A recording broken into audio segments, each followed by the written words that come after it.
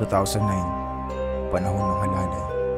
Nagbunga ang 4 na taon na sakripisyo ni Alger sapagkat sa wakas ay nakapagtapos na rin siya ng kolehiyo.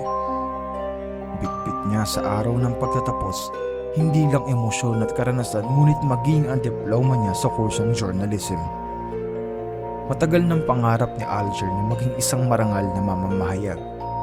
Ibig niyang mapatunayan na hindi lang ang mga mamamahayag sa Kamaynilaan ang namamayagpag sa pagbabalita, ngunit maging ang mga tulad niyang sa pulo ng Mindanao.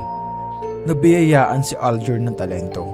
Ito man ay sa pagsusulat ng balitang lokal o internasyonal o maging sa aktwal na pag-uulat sa harap ng kamera. Dahil dito, walang kahirap-hirap na natanggap si Alger sa ABS-CBN Mindanao branch sa una niyang job interview. Kagyat siyang nabigyan ng trabaho at ng kukunin na scope. Sa halip na mangamba ay nag-aalab pa nga ang mapagkumpetensyang katangian ni Alger laban sa ibang news company. Mahigit 30 journalist kasi ang kasabayan niya upang i-cover ang Maguindanao election.